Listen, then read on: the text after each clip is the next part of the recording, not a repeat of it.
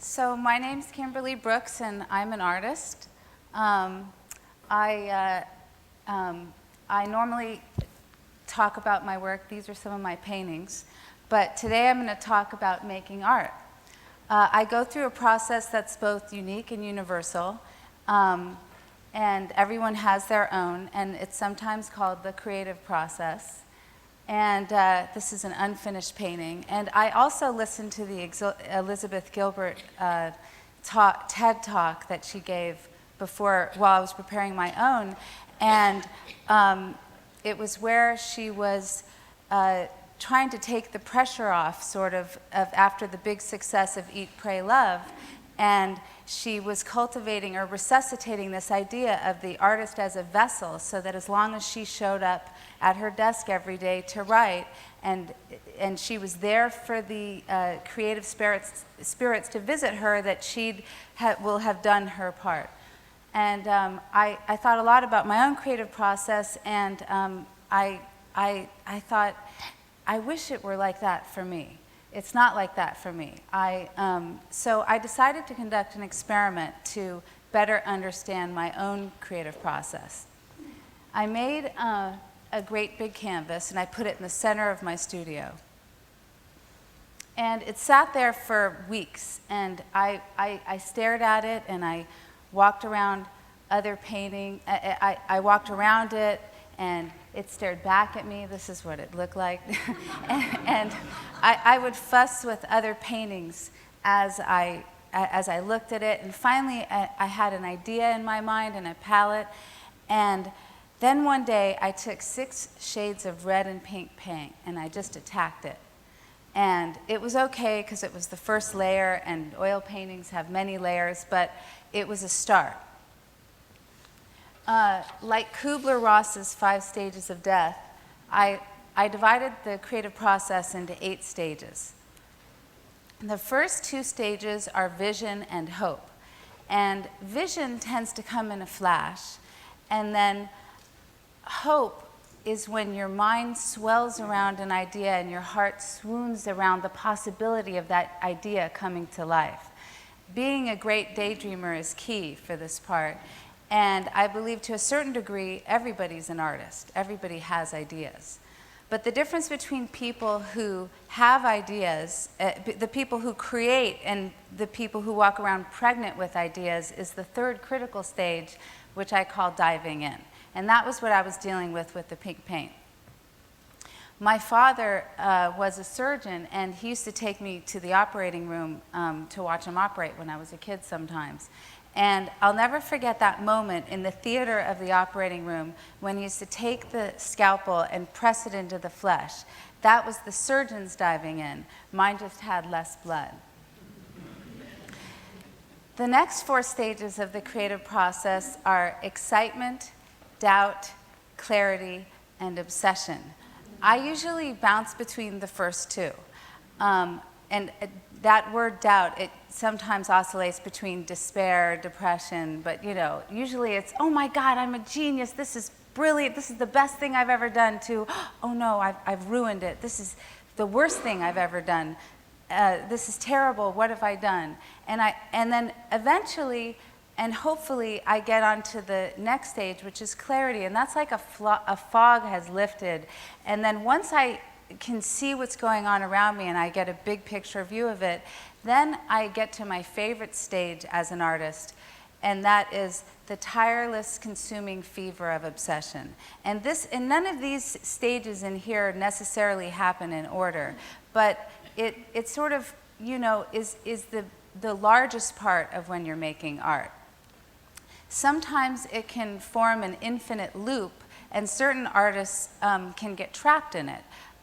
The San Francisco painter Jay DeFeo, she worked on the same painting for 8 years with a nervous pack of cigarettes until she died. It was called The Rose, and it weighed 3,000 pounds when it was dry enough to be taken out of the studio. Schubert's Unfinished Symphony was actually finished, but James Joyce, every time he edited Ulysses, the manuscript grew and grew and grew, and it got to a point where it just kept getting bigger and bigger, and it almost never made it to the publisher. The other part of the creative process that I have to mention is just sort of this idea of the artist as the bricklayer. I attended a funeral several years ago of a legendary comedy writer named Jerry Belson.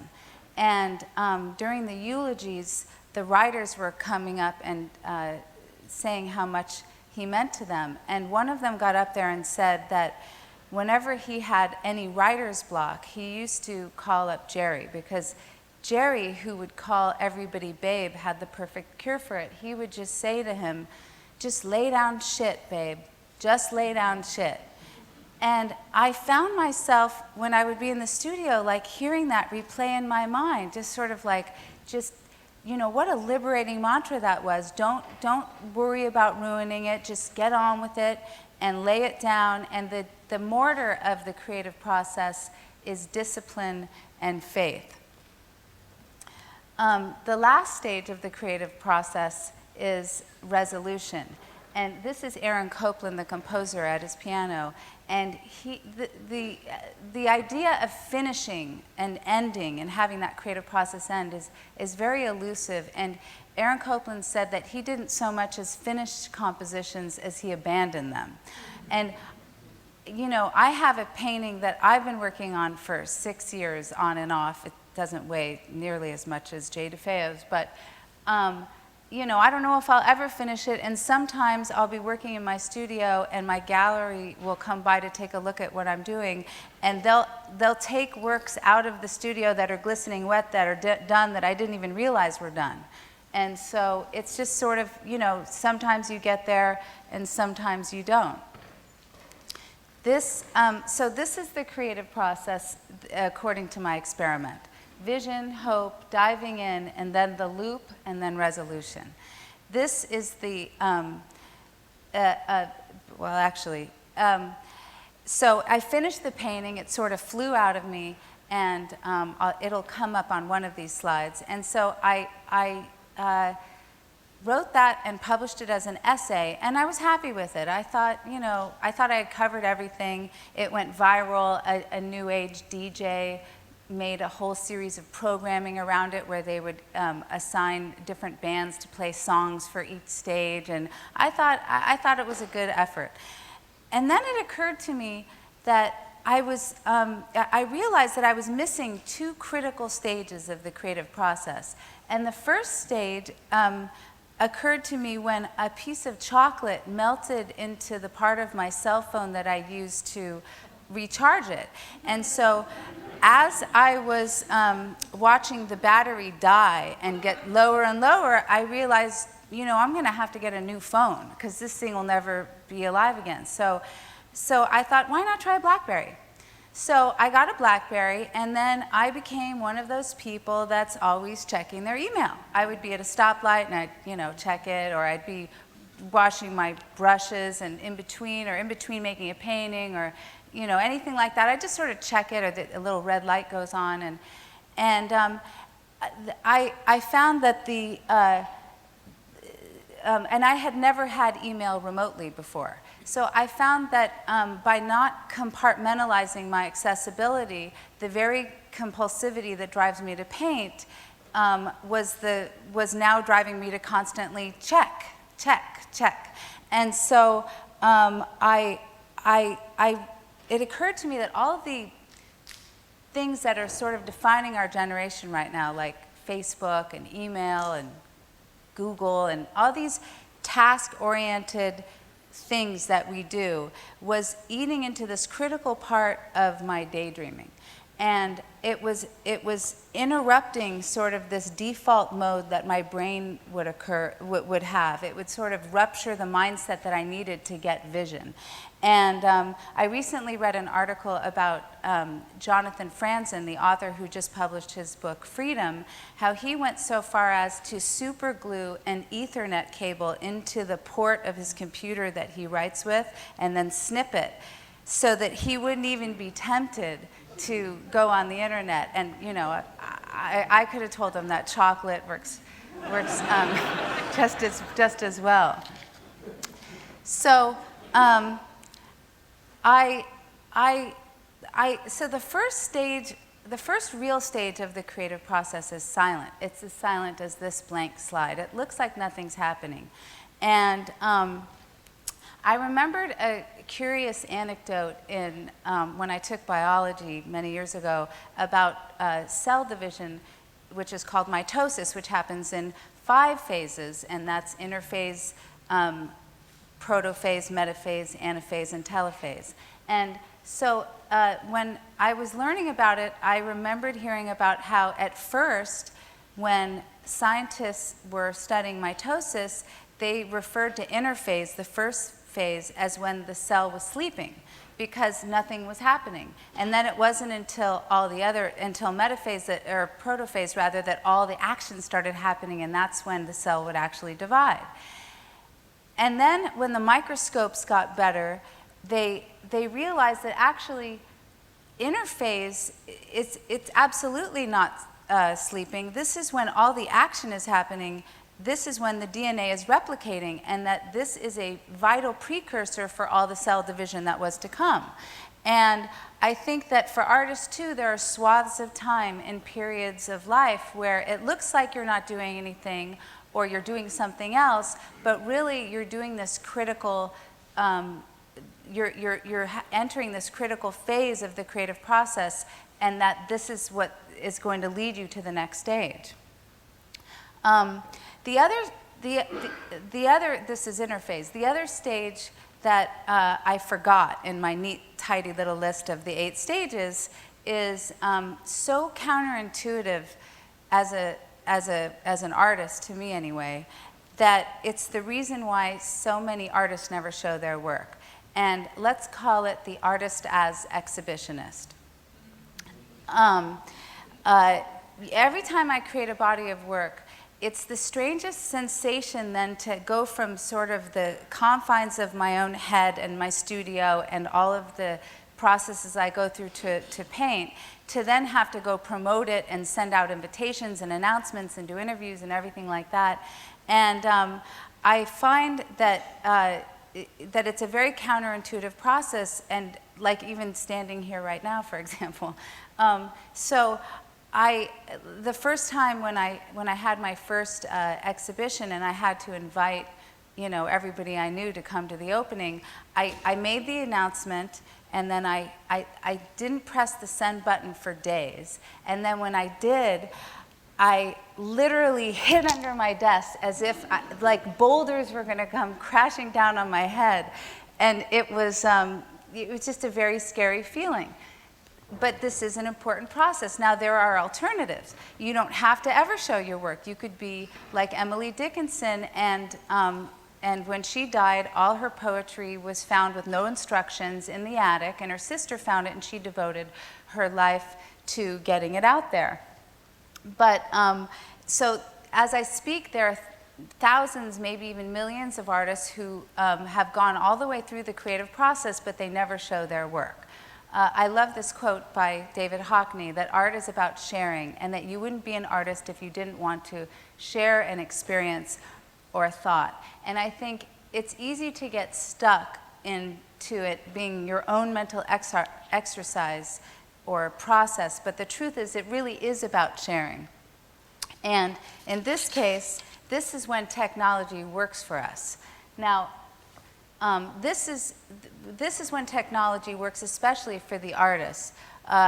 We live in such a fantastic time to be an artist, because it used to be that any kind of artist, your work was confined into the geographic location where you were, with the exception of a very few artists. But now we live in a time where you can put it on the internet and everybody can see it. And then I recently launched the art section for the Huffington Post, and I feel like this is what I can do for my artist community. I can airlift people out of obscurity and bring them as a part of the conversation.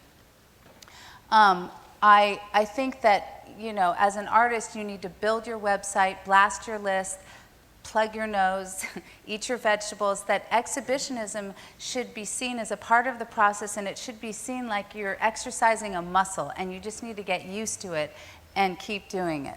I started to look at the creative process as as a metaphor for life. And I had very interesting role models in this sense. This is me when I was a child, and I always wanted to be an artist, and I was always that kid who was painting and drawing all the time. And this is my father when he was a young surgeon, and he was a doctor, but he really wanted to be a writer. And this is my mother when she was my mom. I mean, she's still my mom. And she really wanted to be a doctor. She wanted to be a psychologist. And so at 50, my father, Leonard Schlane, published his first best-selling book, Art and Physics. And then he went on to write many other books and spent the next 20 years of his life lecturing all over the world and having this amazing second career as a writer. And my mother got her master's at 38 and her PhD at 50, and she's had a thriving practice in San Francisco ever since. So as for me, after I graduated, I spent several years doing really amazing things in new media and technology and design. And I loved it, and it was creative and stimulating, and I wasn't painting with paint, I was painting with photons. But in the back of my mind, all I really wanted to do was paint. So one night I was horseback riding with some girlfriends, and of course it was a full moon. And I just was seized by this epiphany that, you know, it's time for me to dive in. It's time for me to dive in a big way and do whatever I can to make it so that I can paint full time, and this is how I want to devote my life. I'm in good company. Cézanne had his first exhibition when he was 56 years old. Rousseau was a tax collector, and he started painting when he was 49.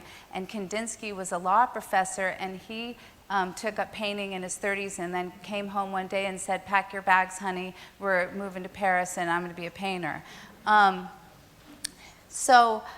When we bloom as artists and as people is as fickle as the creative process itself, and it has no bearing on the quality of the work produced. Everyone is like a cell in some state of becoming, regardless of what it looks like, what they're doing on the outside.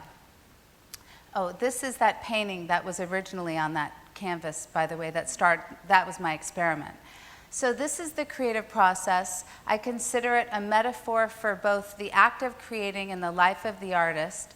Some people, most people have never dived in. Some people are too plugged in to get vision. Some people are trapped in the excitement, doubt, clarity, obsession continuum, and many people never show their work. And I believe that everybody is on the spectrum of this creative process in their own lives. And so with that, I leave you with this question: where are you? Thank you.